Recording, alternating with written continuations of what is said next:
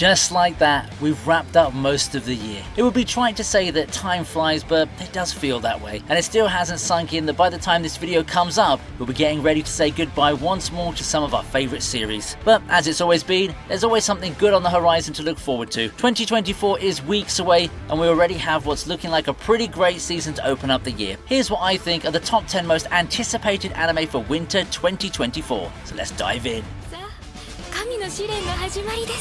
Original anime Metallic Rogue is set to debut.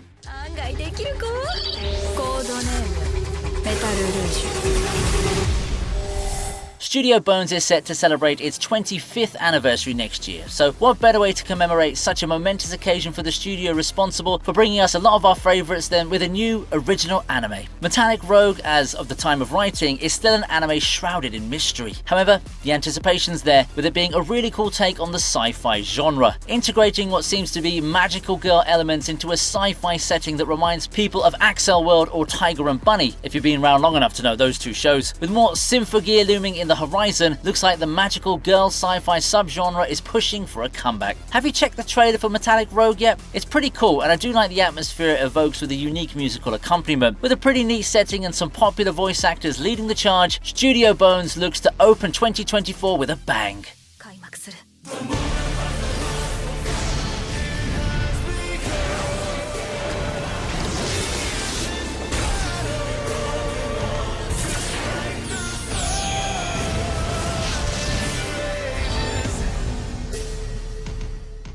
A Sign of Affection is also due this January.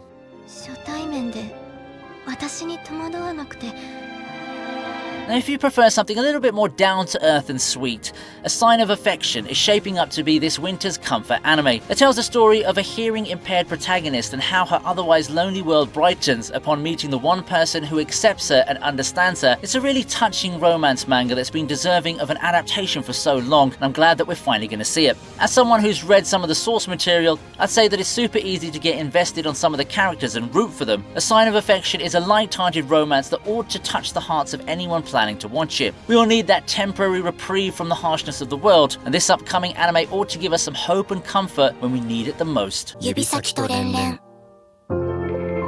Blue Exorcist is making its return in 2024.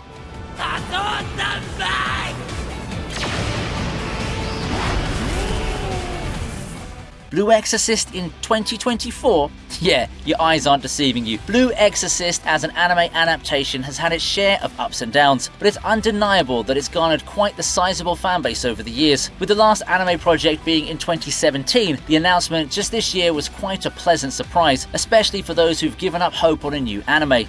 The best part of it all, it's set to adapt the Illuminati arc, which is, according to a lot of people, one of the best arcs the entire series has to date. Whether the anime will do this arc justice is up in the air, but you can't blame the fans for being very excited. Is this the season that will go far and above, giving Blue Exorcist fans a return to glory, much like what Thousand Year Blood War did for Bleach? I'm keeping my fingers crossed.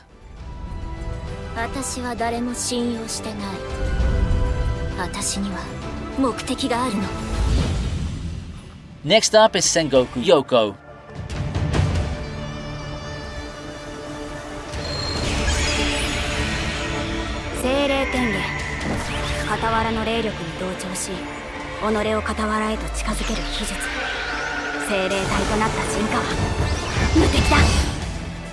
Sengoku Yoko, from the guy behind Lucifer and the Biscuit Hammer, has a premise that, while shows quite a lot of promise, does feel pretty plain. You have the fantasy world divided into humans and monsters. A monster protagonist who fights for humans and a human brother who hates his own kind. They, along with an aspiring swordsman, go on a journey where they cross paths with both factions, uncovering conspiracies and mysteries in the greater world in their travels. However, if there's an up-and-coming anime that showcases the importance of context, shows the magic of payoffs, of viewing the story as a bigger picture, it's got to be Sengoku Yoko. Getting 3 cores, quite an irregularity, works in its disregard, as it's a title that makes a lot more sense once you get to the second half of it. From what I can see, it's something that both newcomers and anime veterans can enjoy, especially those who are into fantasy and action. With Biscuit Hammer's anime ending up the way it is it time for Mizukami to get a redemptive adaptation through his other work? I sure hope so. 私にとっては害獣に等しい存在。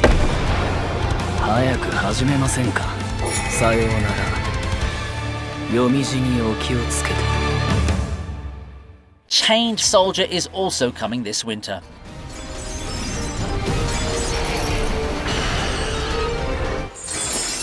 Right after Sengoku Yoko, we have another upcoming title from another renowned author. This time, it's the Akame ga Kill creator's time to shine with his new title that feels eerily similar to the previous series, but with the degree of fan service pushed into overdrive. Chained Soldier tells of a Japan ravaged by entrances to the otherworldly dimension Mato. Standing in the way of monsters from said dimension are members of the all-female anti-demon corps. It's an encounter with a commander from said group that kickstarts our protagonist Yuki's story. After being saved by Kyoka, who recognizes his potential, he agrees to join the anti-demon corps as her slave. Truly not the most flattering of positions, is it? But what if Yuki actually enjoys it? Fan service galore, high-octane action, harem elements, and a fantasy setting. It sounds like a callback to those 2010s titles like High School DxD. However, things have changed, and Chained Soldier goes even deeper into the degenerative elements, all while providing us a plethora of amazing fights. I mean that unironically, as the action sequences can be really engaging and full of strategy, something to look out for at the start of the year.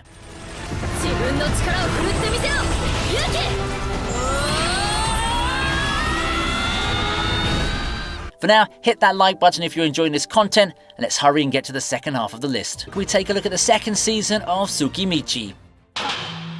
やってきました異世界の世直し道中早いくつき I've always been pretty high on Tsukimichi. Season 1 had me in stitches. Blatantly a parody of isekai as a genre, you immediately know what they are and come in with appropriate expectations of what you're going to be seeing. It still doesn't make it any less funny when the execution just hits the right spots. For Tsukimichi, that largely has to do with the super fun ensemble of characters we're introduced to. There's never a dull moment with Makoto and the rest of the party in tow. They sure kept us waiting with the new season, however. Announced as far back as 2021, we really had to wait over 2 years to see the continuation of this fun adventure. I think that as long as the anime team remains consistent with what made season 1 work, this second season should be great. I've always compared this title to Konosuba, so I think it's interesting to note that we'll be getting Tsukimichi season 2 with Konosuba season 3 right around the corner.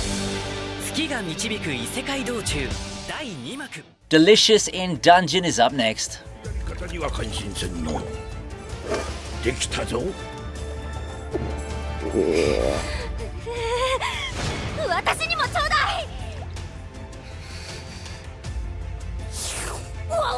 This isn't my first encounter with Delicious in Dungeon, and it's not much of a surprise to see this get an adaptation. It was a rather popular manga a couple of years back, and it's not hard to see why. It's a title that disguises itself as a typical sword and sorcery manga before incorporating the light-hearted parody elements aimed at the concept of monster eating. The monster eating to get stronger concept is something we've seen in a lot of isekai and fantasy stories, but Delicious in Dungeon takes it up a notch, using it as a backdrop for very compelling adventures inside the dungeon, leading to it making quite a name for itself back in the day.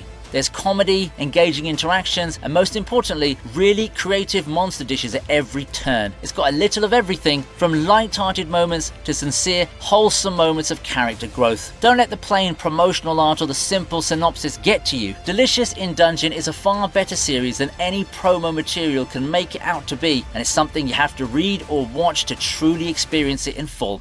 俺たちは一度空腹でレッドドラゴンに負けたんだ。同じ鉄は踏まない。だろ? Had enough of Mashal? Well, here's the second season on its way.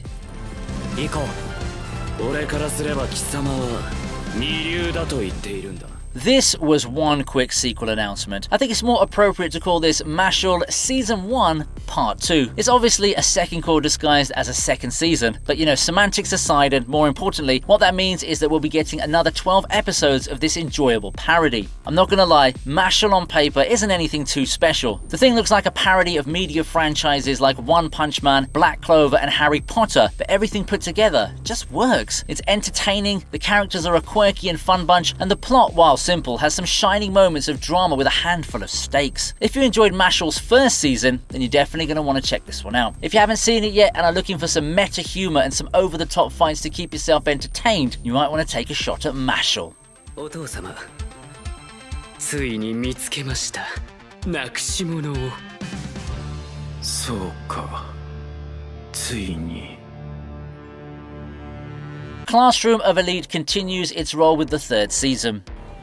お前たちは評価ゼロのクズというわけだ。 Delays won't stop the inevitable, and winter 2024 is where we'll finally get to see the conclusion of Classroom of the Elite's first year set of light novels. We've come a pretty long way from people wishing for a sequel after season 1 to hitting a major milestone in the anime adaptation. And if the light novels are any indication, we'll be seeing a lot of even more intense character drama and mental battles for the 3rd season. Expulsion is right around the corner, and it comes with high tension and the most climactic battle Ayana Koji has to face. All I'm going to say is that fans of Honami will also have a lot to look forward to for this 3rd season. Now, the question remains if we'll be getting a 4th season and an anime adaptation of Year 2. For now though, let's enjoy the ride as it hopefully finishes strong.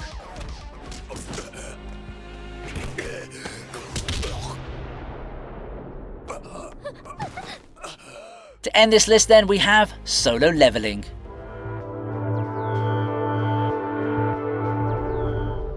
It seems like only yesterday when anime communities got hyped to high heavens with the announcement that Solo Leveling is finally getting an anime. Now at the tail end of 2023, not only do we have an anime on its way, we're getting a live action project. Everything's riding the wave of Solo Leveling hype, and it's primed to take the world by storm when the calendar rolls around to 2024. People have long been enthralled by the dark action tale of the weakest hunter who rises up the ranks and goes from weakest to strongest. Fighting monsters and becoming stronger is a tried and tested formula for an underdog story.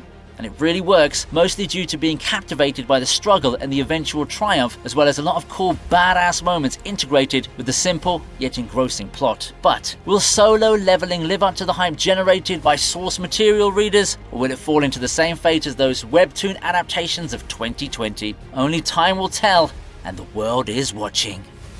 熱く戦おうぜ。生きている限りこの上なきゃあって強くなれるのならこのふざけたルールにだって従ってやる。 Which anime are you looking forward to the most? Do tell me in the comments section down below. But if you're interested in living in the moment and taking a look at some of my takes for the current season, head over to the channel and check my roster of top 10 list videos. That's it for today. However, don't forget to like and subscribe, and I hope I can see you in the next video. Thanks for watching.